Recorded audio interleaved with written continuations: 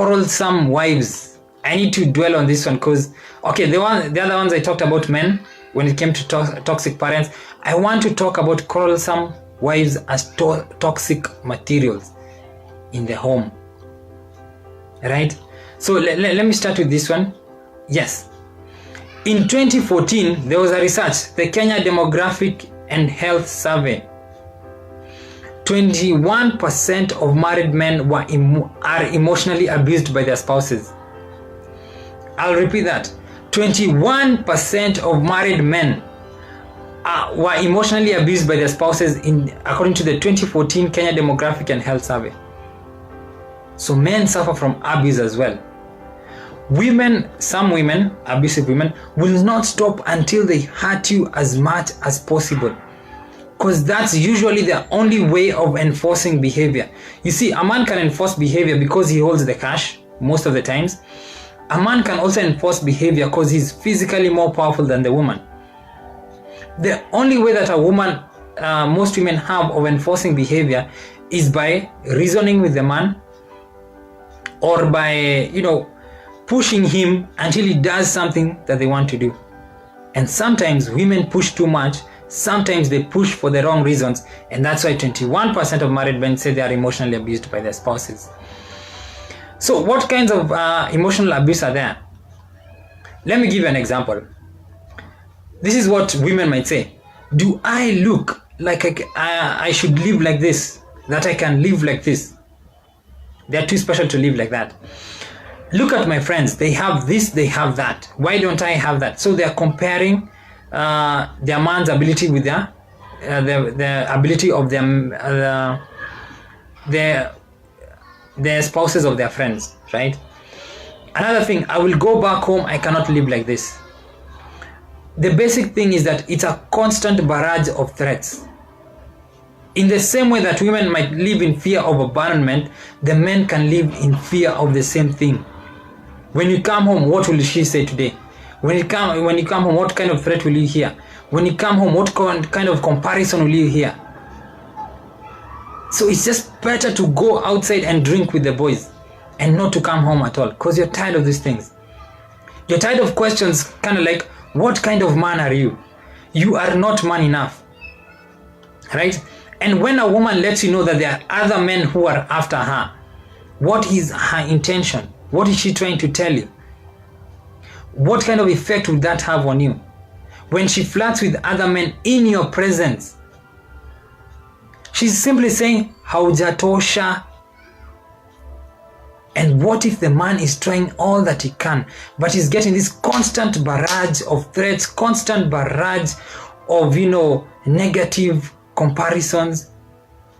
What will he do? You see, there are only two choices left. A couple of choices, not just two. He can leave, and that would mean perhaps fighting for the kids. So he can also stay. And if he leaves, she will not stop, because the idea is to make him feel something. So she'll use Instagram.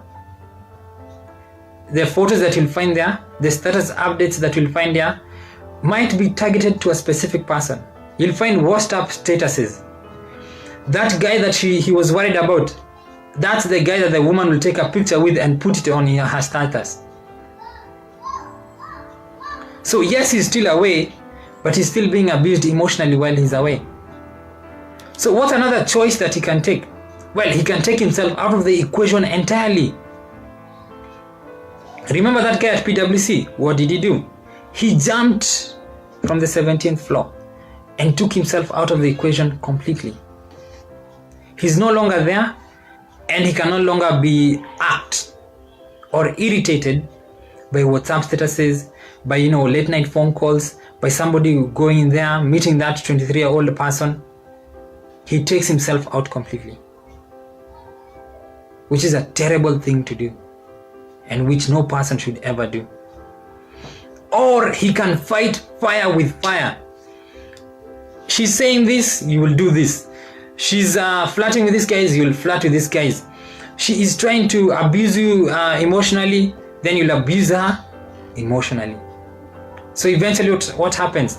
The house goes up in flames. 21% of married men emotionally abused by their wives in Kenya. So Richard Muchuri, right? Very true. It's very true. Richard Muchuri woke up to a burning sensation some time back. He realized that his wife had poured hot water on him while he slept, damaging his face, his back, and his arms. The wife said that she did not burn him, that the husband went to bed, and she had screams after he had fallen in hot bathing water. Women lie. Some women lie. But you can get the idea of where it goes. Again, a woman is not physically capable of enforcing some of the things. That's why she searches for vulnerable times. When you are sleeping, usually the times, like the guy who was kind of, hit with a machete a couple of times. Or this guy who was hot water was thrown on him. Again, that's why they emotionally abuse their men, because they can't, enforce behavior through other means. Do not marry a quarrelsome wife. It is written. It is rather, it is better to live with a scorpion or to live on the top of your roof. This is a Bible verse. Than to live with a quarrelsome woman. The guy who wrote that verse is not mad. He knows what he's talking about. So, quarrelsome women, they might go after the children as well. For example, you might hear them insulting the kids. Wewe ni mjinga kama baba yako. So already they're starting to affect the kids psychologically, and their self-esteem is starting to go down.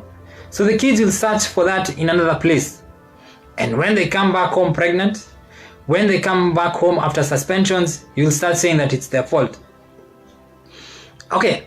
Another thing that these women might say is, mbona wewe si mtoto kama that kid or that kid or that kid. There's a time I saw a woman calling another child beautiful, and she didn't call her child beautiful. And I saw that child notice that fact.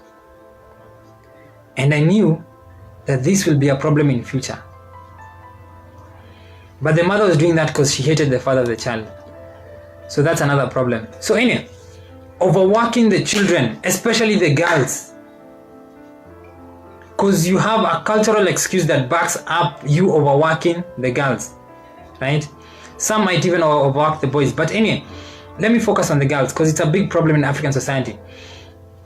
Mothers use it as an excuse for abusing their girls, for beating their girls, for humiliating them. It's all beatings, right? And then after they've done everything, they're tired. They've just come from school. They need to relax. But as soon as they come, kitchen. As soon as they do that, wash this. As soon as they do that, fix this house. Honestly. And that usually happens when they can't project their anger towards the father. So they project it towards somebody. The children mostly. And the father will be showered with affection. Anyway. Competing with their children. There are women who compete with their children. They can compete for the affection of the father, the husband, right? Or they can compete for the affection of other men, especially when these women are single. If their daughter wears this, she tries to wear that. If the daughter put on this kind of makeup, they try and do that. And when they can't compete with their daughter, they always have. It's very easy to abuse your children, to beat them down, their self-esteem.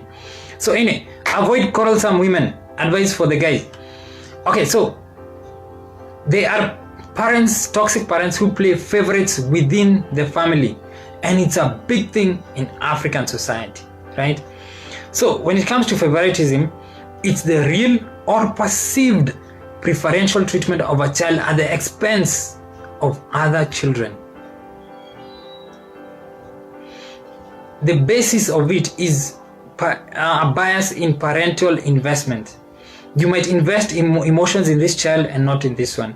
You invest your money in this child and not in this one. You invest your time in this child and not in this one, right? So you might do it differently, but it's all about investment. What are you investing in your child vis-a-vis the other child, right? And this is what the researchers say. Favoritism is a trigger. It's a catalyst for a difference in development, in the development of personality between your siblings. For example, how they manage their relationships with family members. Because now you're making one child your favorite. How will the other child feel? And they will relate with each other differently. Perhaps they will hate this child.